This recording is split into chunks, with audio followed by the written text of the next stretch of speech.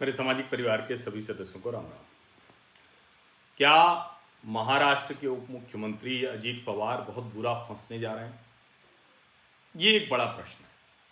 और वैसे तो अजीत पवार को चक्की पीसिंग एंड पीसिंग एंड पीसिंग ये यही देवेंद्र फडणवीस बताते थे। अब उन्हीं को अपना उप मुख्यमंत्री बना लिया है। प्रधानमंत्री नरेंद्र मोदी ने भी अजीत पवार के लिए मध्य प्रदेश की रैली में बहुत कुछ कहा था। 70,000 करोड़ का सिंचाई घोटाला सबको ध्यान में है, लेकिन वो सब आई गई बात हो गई। राजनीति में बहुत कुछ, जिसको कहते हैं ना कि बदलता रहता है। अब अजीत पवार भी लगता है कि जैसे बहुत कुछ बदल गए हैं, पहले जैसे थे वो वैसे नहीं हैं, भारतीय जनता पार्टी के साथ आ गए हैं, अच्छी अच्छी बातें करते हुए दिखते हैं। लेकिन सवाल तो यही है कि क्या वो सारे के सारे भ्रष्टाचार के मामले समाप्त हो गए? सवाल तो यही है कि क्या भारतीय जनता पार्टी के साथ वो रहेंगे तो उनके खिलाफ कोई जांच नहीं होगी, उनको सब में क्लीन चिट मिलती जाएगी, वो मजे से जो करना हो करें, या पहले जो किया है उसका मजा लें? ये कुछ बड़े सवाल है। लेकिन इसी बीच एक खबर दिखती है, और वो खबर ये आती है कि महाराष्ट्र के उप मुख्यमंत्री अजीत पवार के बेटे पार्थ पवार पर एक बड़ा करप्शन का, स्कैम का आरोप है, भूमि घोटाले का आरोप। महाराष्ट्र के उप मुख्यमंत्री अजीत पवार के बेटे पार्थ पवार, ये भूमि घोटाला क्या है? आरोप यह है कि पार्थ पवार की कंपनी एमेडिया होल्डिंग एलएलपी ने पुणे में 1804 करोड़ रुपए, इतने मूल्य की भूमि सिर्फ 300 करोड़ में खरीदी। अब इस तरह के स्कैम जब आते हैं तो कई बार ये भी लगता है कि इतने बड़े नेता लोग तो कब कौन सी जमीन कितने में खरीदते होंगे, कितना उनको मिलता होगा, ये सब तो बड़ा सवाल है। लेकिन ये जो जमीन है ये महार वतन के अंतर्गत आने वाली थोड़ी विवादित जमीन बताई जा रही, विवाद उसके साथ होंगे जुड़े हुए। अब मुख्यमंत्री देवेंद्र फडणवीस ने इस पर जांच के आदेश दे दिए, तो दोनों आ जाएगा। एक ये आएगा जो भारतीय जनता पार्टी वाले होंगे, देखा हमारी सरकार में किसी को छोड़ा नहीं जाता है, और इसीलिए जांच कर दी गई, जो आएगा सामने किया जाएगा। जो भी विपक्षी होंगे वो क्या कहेंगे, जांच तो इसीलिए करा रहे हैं कि जांच में क्लीन चिट दे देंगे। देवेंद्र फडणवीस ने कहा कि अगर अनियमितता पाई गई तो सख्त कार्रवाई होगी। कमाल की बात यह है कि जब जांच का आदेश दिया गया उस वक्त एनसीपी अजीत पवार गुट की बड़ी बैठक एनएससीआई वर्ली डोम में चल रही थी। अब जरा आप सोचिए, पार्थ पवार एमेडिया होल्डिंग एलएलपी के निदेशक हैं। कंपनी ने जिस भूमि को खरीदा है वो पुणे जिले में स्थित है। उसका वास्तविक बाजार मूल्य जो मैंने आपको बताया 1804 करोड़, जिससे 300 करोड़ में तो राजस्व की हानि हुई। स्टैंप ड्यूटी को लेकर बड़ा विवाद है। कई बार यह भी होता है कि स्टैंप ड्यूटी कम देनी पड़े, सरकारी खजाने में कम पैसा जाए, इसके लिए जो जमीन की कीमत है वो कम करके दिखाई जाती है।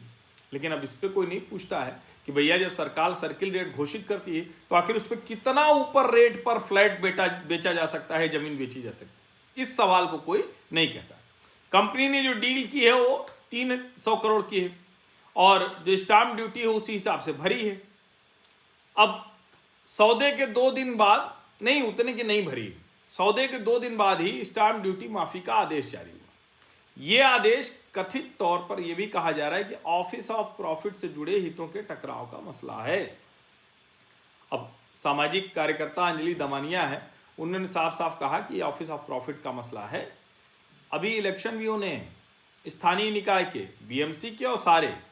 अब वो महार वतन क्या है? महार वतन दरअसल एक हिस्टोरिकल, जिसको कहें कि लैंड रिकॉर्ड रखने का तरीका था जो ब्रिटिश काल और उससे पहले महाराष्ट्र के गांव में लागू था। महार समुदाय को गांव की रक्षा, संदेश सेवा, दूसरे कार्यों के बदले वंशानुगत भूमि अधिकार मिलते थे।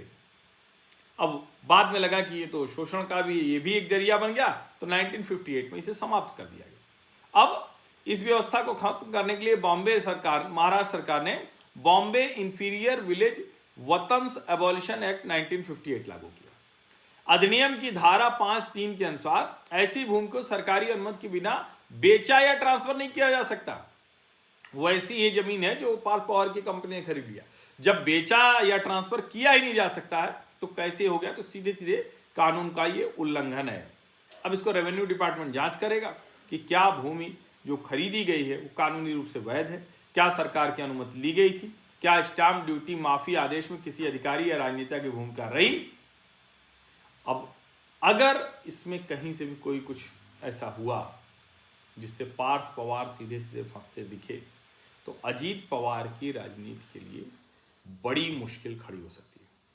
और कई लोग ये भी कह रहे हैं महाराष्ट्र में तो पल पल समीकरण बदलते रहते हैं, सब सबके हैं, कोई किसी का नहीं, चाचा भतीजे का नहीं है, भतीजा चाचे का नहीं है।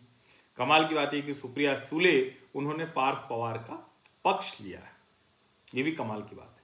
लेकिन अब सवाल तो यही है कि देवेंद्र फडणवीस की सरकार ने जो जांच के आदेश दिए हैं, क्या जांच ये पूरी तरह से ठीक होगी, और ठीक हो गई, पार्थ पवार दोषी पाए गए तो क्या उनके खिलाफ कार्रवाई करके सरकार को जोखिम में डालेंगे देवेंद्र फडणवीस, या अजीत पवार कहेंगे ठीक है कार्रवाई जो करनी कर लो, अगर आर्थिक दंड जैसा हुआ तब तो हो सकता है कि वो देख चले जाए, लेकिन अगर जो कानूनी है क्रिमिनल शुरू हो गई प्रोसीडिंग, तब तो फिर भला अपने बेटे के खिलाफ कैसे जाएंगे। बेटे को तो बचाने के लिए अजीत पवार फिर हर संभव कोशिश करेंगे ही। तो महाराष्ट्र से बड़ी खबर है, इसीलिए मैंने पूछा कि क्या अजीत पवार बुरी तरह से फंसने जा रहे हैं।